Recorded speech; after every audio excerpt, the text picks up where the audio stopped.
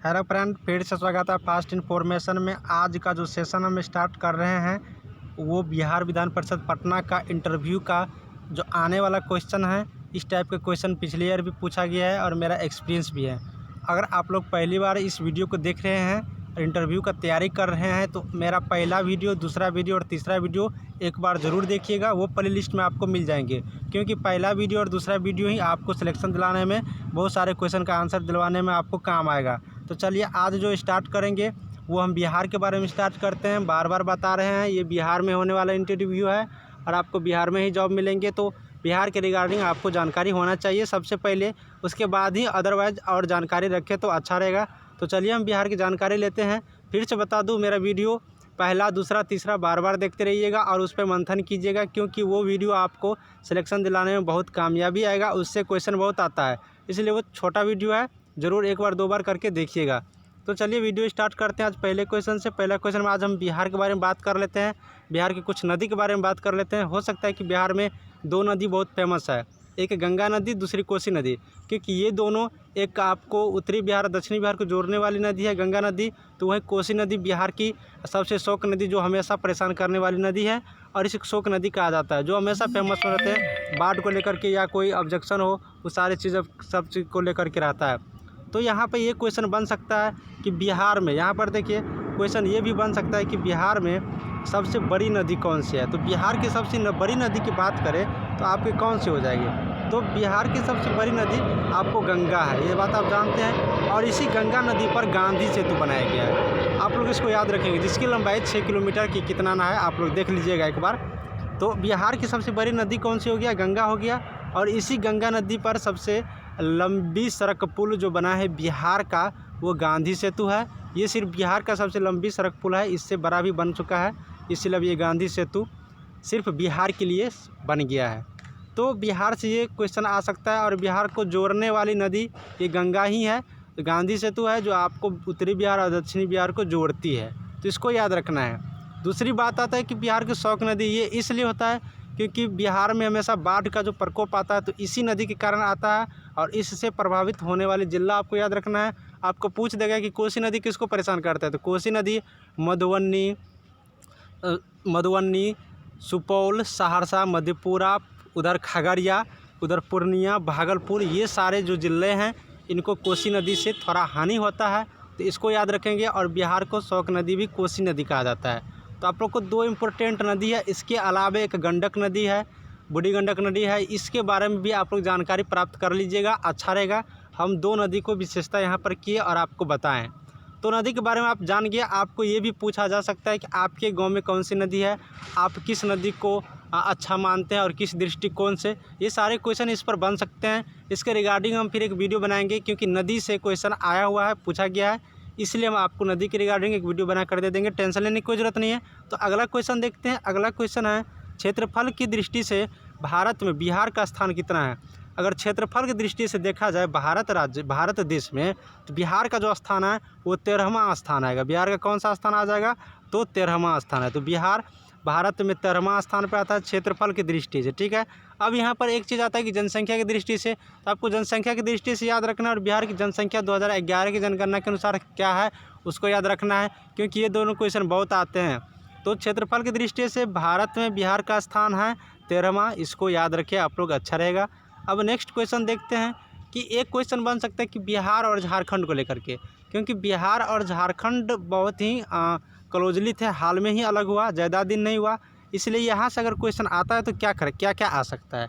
तो बिहार से ये क्वेश्चन पहला आ सकता है कि बिहार राज्य से झारखंड कब अलग हुआ, तो 2000 ईस्वी में हुआ है, आप लोग को पता है। तो 2000 ईस्वी में बिहार राज्य से झारखंड एक अलग राज्य बन गया, और बिहार की जितनी खनिज संपदा थी, जैसे कोयला, ये सारे चीज़ उस राज्य में चले गए, और बिहार में ये सब की कमी हो गई, और ज़्यादातर झारखंड में 90% हिस्सा उसी राज्य में चले गए। तो आपको ये याद रखना है कि झारखंड आपको बिहार राज्य से 2000 ईस्वी में अलग हुआ।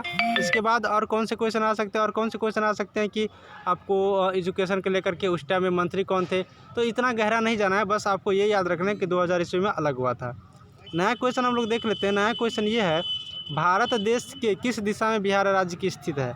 भारत देश की कौन सी दिशा में, उत्तर, पूर्व, दक्षिण, पश्चिम, तो पूर्वी दिशा में। पूर्वी दिशा में भारत राज्य के भारत देश के पूर्व दिशा में बिहार राज्य स्थित है, इसको याद रखना है।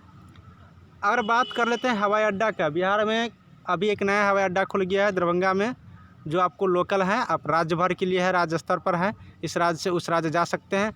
लेकिन यहाँ पर एक अंतर्राष्ट्रीय हवाई अड्डा है, तो आपको याद रखना है कि बिहार में सबसे बड़ी हवाई अड्डा कौन सी है, जो अंतर्राष्ट्रीय हवाई अड्डा है, तो जयप्रकाश नारायण अंतर्राष्ट्रीय हवाई पटना में है। आपको याद रखना है कि अंतर्राष्ट्रीय हवाई अड्डा भी है, क्योंकि आपसे पूछ देगा बिहार में एक अंतर्राष्ट्रीय हवाई अड्डा बताइए, तो आपको बताना है पटना में है जयप्रकाश नारायण अंतर्राष्ट्रीय हवाई, ये क्वेश्चन आया हुआ है।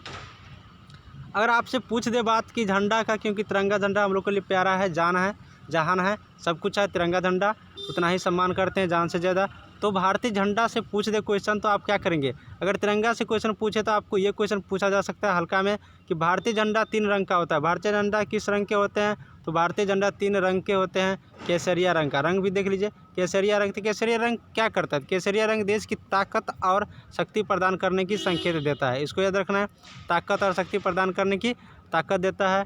उसके बाद उजला रंग, उजला क्या होता है? शांति और सत्य का प्रतीक है। उजला रंग जो है शांति और सत्य का प्रतीक है। उसके बाद हरा रंग को देख लीजिए, हरा रंग क्या है? शुभ विकास और शुभ विकास, यहाँ पे गलती हो गया, यहाँ पे लिखने में, शुभ विकास का संकेत देता है, ये हरा रंग हो गया। तो आप तीनों रंग देख लिए। उसके बाद झंडा में जो बीच में एक चक्र होता है, वो उसमें 24 तिलियाँ होता है, 24 स्पोक, उसको भी याद रखना है।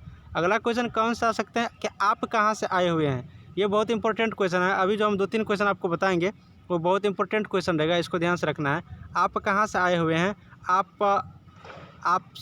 आप कहाँ से आए हुए हैं, ये एक्स्ट्रा लिखा गया है। उसके बाद दूसरा, आप कब आए हैं? आप पटना कब आए हैं? ये 3 क्वेश्चन बहुत इंपॉर्टेंट है, इसको आप लोग नहीं ध्यान रखेंगे तो पर भी कोई बात नहीं, 3 क्वेश्चन इसको बस याद रखें। आप कहाँ से आए हुए हैं, आप कब आए हुए हैं और आप पटना कब आए, ये तीनों बहुत इंपॉर्टेंट क्वेश्चन है। देखिए, नैतिकता ज्ञान ही आपको अटेंडेंट में आपको दिला सकता है। हम 100 वर्ड को एक बात बता देते हैं, नैतिकता क्वेश्चन ही आपको दिला सकता है आपकी सिलेक्शन। लेकिन कुछ ज्ञान जो बिहार के बारे में, भारत देश के बारे में आपको जनरली रखना है, तो ही तो आपकी माइंड का टेस्ट हो पाएगा, आपकी नॉलेज की टेस्ट होगा। क्योंकि आप तो बोलेंगे हम इतने पढ़े लिखे हैं, जब इतने पढ़े लिखे हैं तो थोड़ा बहुत जानकारी तो होना चाहिए। तो आप कहाँ से आए हुए हैं, ये बहुत बड़ा क्वेश्चन बनता है। तो आपको बताना है कि सर हम मधुबन, जैसे कि आप पटना ज़िला से आए हैं, तो आपको बोलना है कि सर हम पटना ज़िला से इस गाँव से आए हैं। आप जिस ज़िले से, जिस गाँव से आए हैं, उसको बोलना है एक साथ, तो अच्छा रहेगा, ठीक है। ये हो गया। उसके बाद बोलेगा आप कब आए हैं, तो बहुत सारे स्टूडेंट क्या बोलेगा कि जैसे कि आपको 10 तारीख को इंटरव्यू है, तो बोलेगा सर हम कल ही आगे बस से आए हैं। देखिए, आप कब आए हैं, आपको मैं कहने का मतलब ये है कि आप यहाँ कब आए हैं, क्योंकि आपको ऑफिस के बारे में पूछा जाएगा। क्योंकि आना जा, मान लीजिए आपका सिलेक्शन हो गया, अगर आपका सिलेक्शन हो गया तो आप कहाँ आइएगा? ऑफिस आइएगा।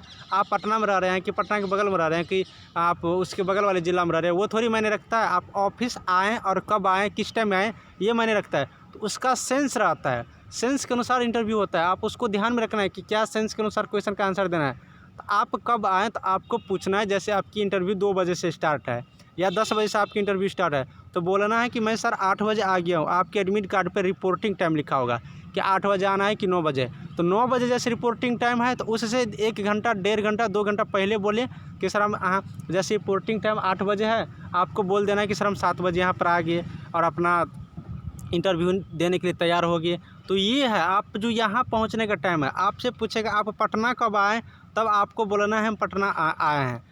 पटना कल आए या परसों आए, जब आए वो बोलना है। लेकिन आप कब आए, अगर डायरेक्ट क्वेश्चन पूछे तो आपको बोलना सर हम इंटरव्यू देने के लिए, अगर 10 बजे टाइम है तो आप बोलिए सर हम 8 बजे आए थे, 2 घंटा पहले आए थे। आप इस टाइप का आंसर देंगे तो मेरे अनुसार से आपका आंसर सही रहेगा और आपकी सिलेक्शन पक्का हो सकता है।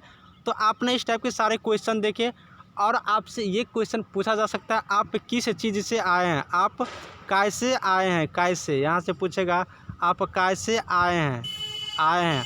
जैसे कि आप बस से आए हैं कि ट्रेन से आए हैं, मतलब आप कैसे हैं, तो सर मैंने बस से आया हूँ।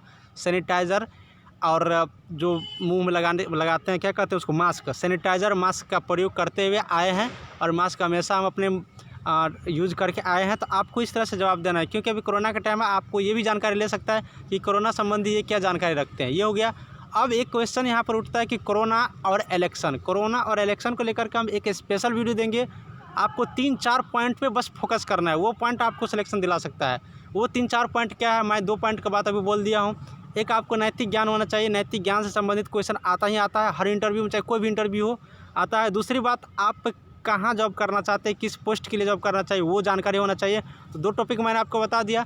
आपको अटेंडेंट के लिए आपको जानकारी रखना ज़रूरी होगा, आपको बिहार के बारे में रखना ज़रूरी होगा, और आपका नैतिक ज्ञान बहुत ही ज़रूरी होगा। इसके साथ ही 2-4 टॉपिक और हैं जो उसके अकॉर्डिंग ही, उसके अराउंड ही चारों तरफ इंटरव्यू का क्वेश्चन घूमता फिरता रहता है और आपको आने की बहुत चांस है। तो वो भी मैं बताता रहूँगा अगले वीडियो के माध्यम से। तब तक देखते रहिए फास्ट इन्फॉर्मेशन। Thank you.